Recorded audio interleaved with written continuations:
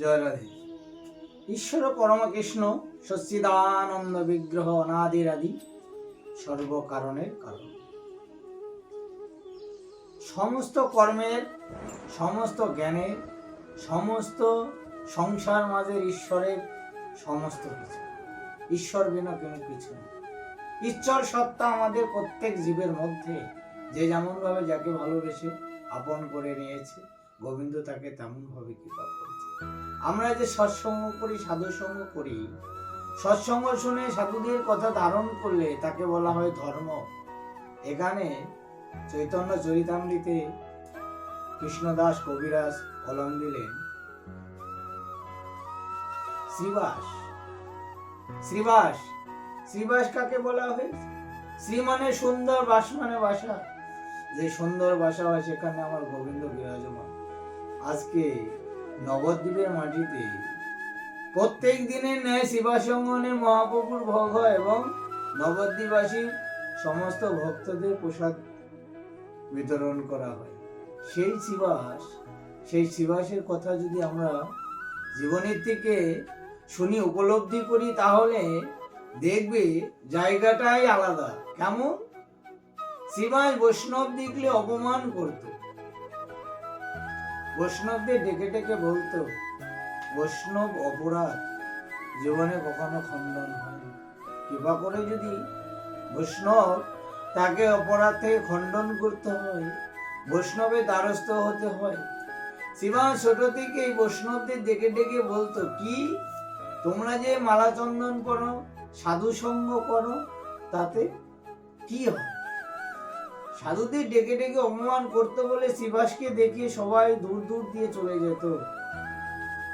ভগবান অন্তর্যামী বুঝতে পারলেন ব্রাহ্মণ কুলে জন্মগ্রহণ করেছে শিবাস, আজকে বৈষ্ণবদের অপমান করছে, নামের কলঙ্ক ঘটাবে। নাম প্রকাশের লাগি প্রভু নিজেই বৈষ্ণব রূপে শ্রীবাসকে একদিন স্বপ্নাদেশ করলেন। কোন দিন? শ্রীবাসের যখন ছোট থেকে 17 বছর বয়স হল।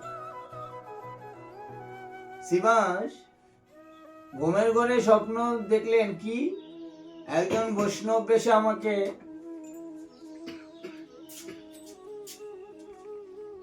স্বপ্ন দেখালেন। কি? শিবাস, তোমার আজকে ভোরেই মৃত্যুযোগ। শিবাস ঘুমের ঘরে স্বপ্নতে দেখে আটকে উঠলেন। কি? যে মানুষ আমি যে বৈষ্ণব দর্শন করলাম, এ কখনো মৃত্যু হওয়ার নয়। মৃত্যুর কথা শুনলে আমাদের প্রত্যেকেরই জীবনে একটা ভয় আসে। আমরা লক্ষ্য করে যদি দেখি, কোনো পিতা যদি অসুস্থ হয়ে সন্তান যদি হসপিটালে নিয়ে যায়, তাকে ডাক্তার দেখার পরে ছেলেটিকে ডেকে বলছে, কি তোমার ছেলে আর তোমার পিতা আর বাঁচবে না। কেন? ক্যান্সার হয়েছে। কথাটি শুনে ছেলেটি বাইরে দাঁড়িয়ে অঝরে কাঁদছে। এ কথাটা বাবাকে বলতে পারবে না। কিছু সময় পর পিতার কাছে গিয়ে দাঁড়িয়ে বলছে, বাবা ডাক্তার ছুটি দিয়েছে, বাড়ি নিয়ে যাব। এই কথাটা যদি প্রত্যেকের জীবনে ঘটে, তাহলে কেমন পরিণত হয়। আজকে সেই শিবাসের মনেও সেটা দাগ কেটেছে। আর আমার থাকার অধিকার নেই, আমাকে চলে যেতে হবে। জীবনে বেঁচে থেকে তো কিছুই করলাম না, শুধু সাধুদের অপমান অপদস্থ করলাম। শেষের দিনে শিবাস মনে মনে ভাবলেন, অপরাধ খণ্ডনের তো উপায় নেই, যাই একটু গঙ্গা স্নান করে এসে। শিবাস গঙ্গা স্নান করে তর্পণ সেরে যখন উঠে গৃহের দিকে রওনা হয়েছে, এমন সময় গঙ্গার ধারে দেবানন্দ স্বামী ভাগবত পাঠ করছে। আজকের দিনে আমরা স্কুলে পাঠশালায় পড়াশোনা করি, বই পুস্তক। আগেকার দিনে তা ছিল না। আগেকার দিনে মনি ঋষিরা ভাগবত কথা, কৃষ্ণ কথা, রামায়ণ কথা শ্রবণ করতেন, সেটাই পাঠশালা ছিল।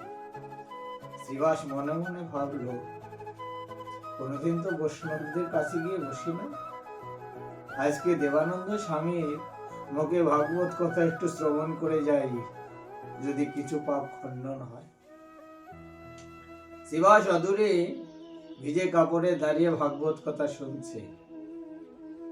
ক্ষণকাল পরে দেবানন্দ স্বামী পিছন ফিরে তাকিয়ে দেখলো ওখানে যেন কে দাঁড়িয়ে আছে।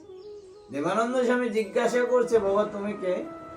বলছে, আমি শ্রীবাস, ক্ষমা চাইছি, আমি আপনাদের কোনো অসুবিধা করব না, আমি দূর থেকে একটু ভাগবত কথা শুনে চলে যাব। দেবানন্দ স্বামী শ্রীবাসকে তো চেনা না, শ্রীবাসকে বলছে, শ্রীবাস ওখানে দাঁড়িয়ে থেকে শোনো, তুমি বারান্দার কোনায় একটু বসে শোনো। শ্রীবাস বারান্দার কোনাতে বসে ভাগবত কথা শ্রবণ করছে। হঠাৎ শ্রীবাস বারান্দা থেকে মাটিতে পড়ে গেলেন।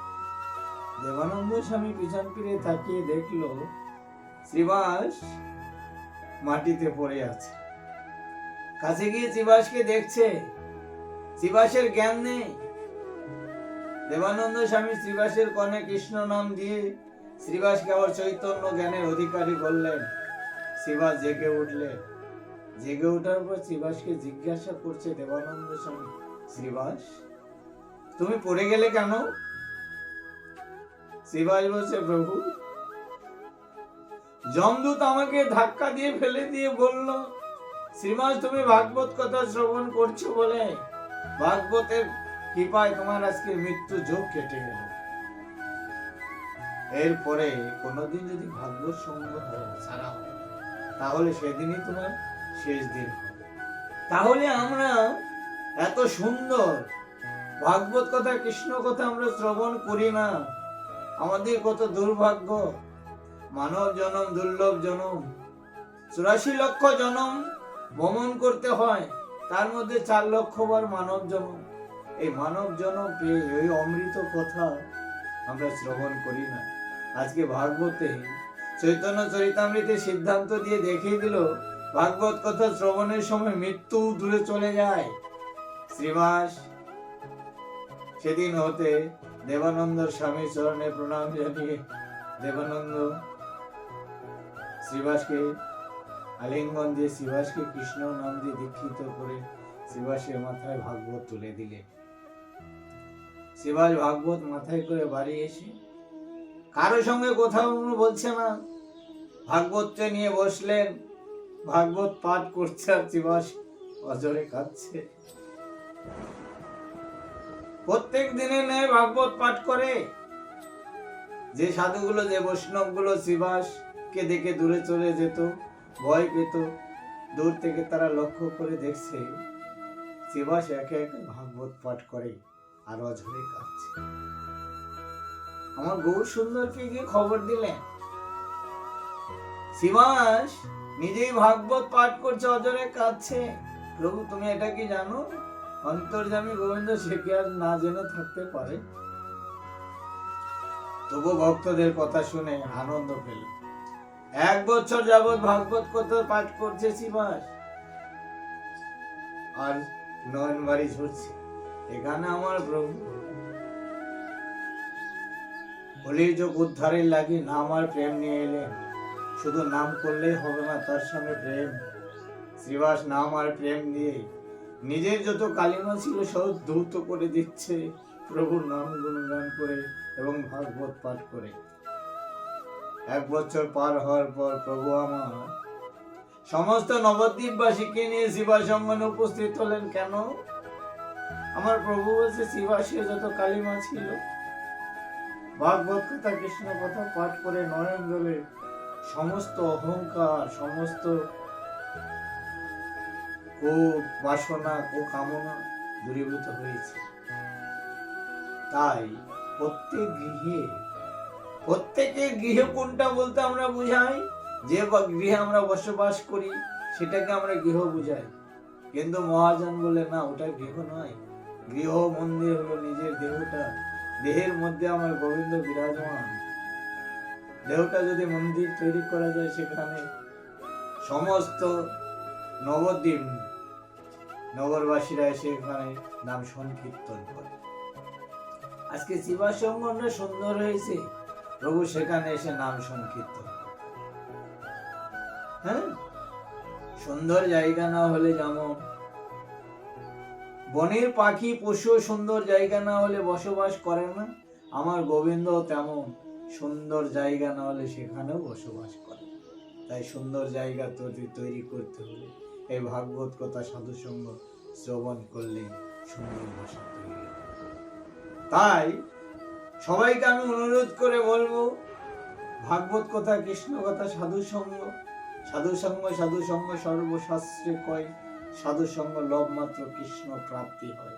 এই তো আজকে শিবা সাধু সঙ্গ করলো বলে, করছে বলে প্রভু তাকে কিভাবে করলেন, অনাদি আদি গোবিন্দ সর্ব কারণের কারণও আমার ভগবান শ্রীকৃষ্ণই নবদ্বীপে অবতীর্ণ হলেন। গৌরাঙ্গ, নিত্যানন্দ সহজিত সবাইকে নিয়ে পারিষদগণ নিয়ে মানব লীলা করতে এলেন। তাই মানবের মধ্যে প্রেম ভালোবাসা বিতরণ করে দিয়ে সবার মধ্যে চৈতন্য জ্ঞান অধিকার করার জন্য প্রভু আমার দ্বারে দ্বারে নাম বিতরণ করেছিলেন। শিবা সঙ্গনে সেই জায়গাটা তৈরি করে জীব সমাজকে বুঝিয়ে দিলে নাম প্রেম ছাড়া জীবের উদ্ধার নেই। এইটুকুই।